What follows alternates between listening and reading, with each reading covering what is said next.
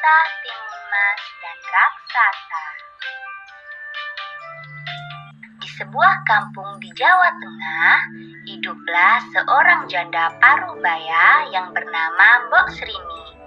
Ia hidup sendiri sejak ditinggal mati suaminya beberapa tahun silam.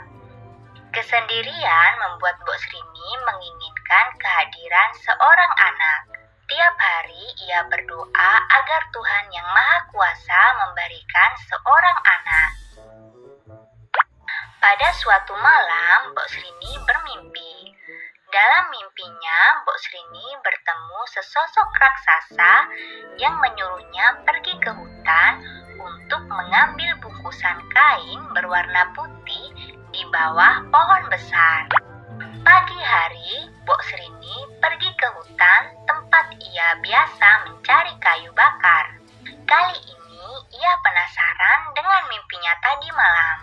Sesampainya di bawah pohon besar, ia menemukan bungkusan kain kecil berwarna putih berisi biji mentimun.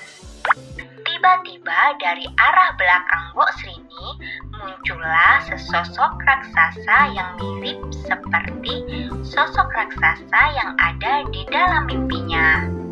Lalu raksasa itu berkata kepada Mbok Srini agar menanam biji mentimun. Kelak biji mentimun itu akan tumbuh menjadi seorang anak. Jika sudah dewasa, serahkanlah anak itu kembali untuk menjadi santapan.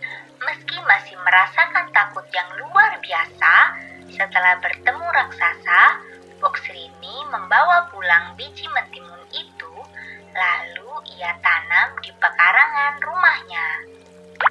Tiap hari biji timun itu disiram dan dirawat hingga tumbuh menjadi tanaman mentimun yang berbuah. Anehnya, buahnya hanya satu, berwarna kuning keemasan dan terus membesar hingga mencapai seukuran bayi manusia. Lalu Mbok Srini memetik buah mentimun yang sudah matang itu untuk dibawa ke dalam rumah.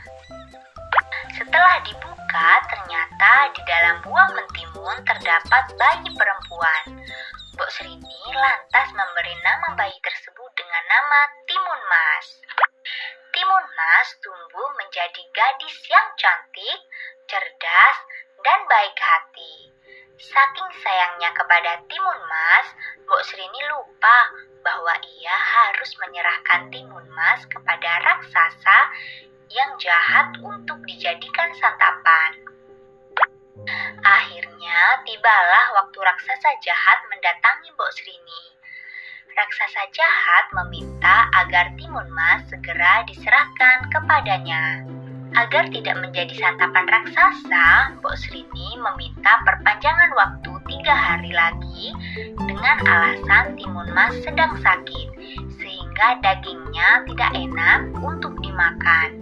Raksasa menuruti permintaan Mbok Srini dan menunggu hingga 3 hari. Jika sampai 3 hari Timun Mas tidak diserahkan, maka Mbok Srini yang harus menjadi gantinya. Mbok Srini lalu pergi meminta bantuan petapa sakti yang tinggal di atas gunung.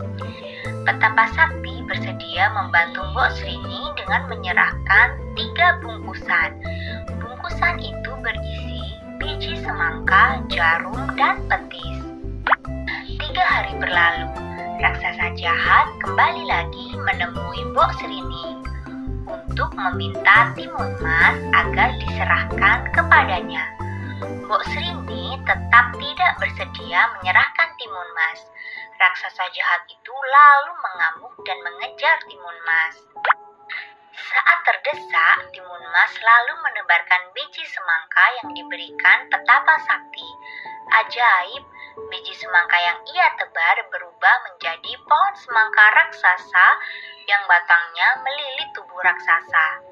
Tetapi raksasa berhasil meloloskan diri dan terus mengejar Timun Mas. Timun Mas lalu menebar jarum yang seketika berubah menjadi rimbunan pohon bambu.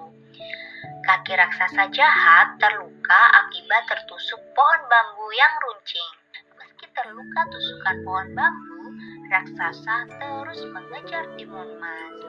Lalu Timun Mas membuka bungkusan terakhir pemberian petapa sakti. Bungkusan itu berisi petis. Setelah dituang ke tanah, petis berubah menjadi lautan lumpur panas yang merendam tubuh raksasa hingga menemui ajalnya. Timun Mas akhirnya selamat dari terkangan raksasa jahat. Bersama Mbok Srini, Timun Mas akhirnya hidup bahagia. Hikmah dari cerita ini adalah jangan mudah berjanji kepada orang lain tentang sesuatu hal yang tidak bisa kita tepati.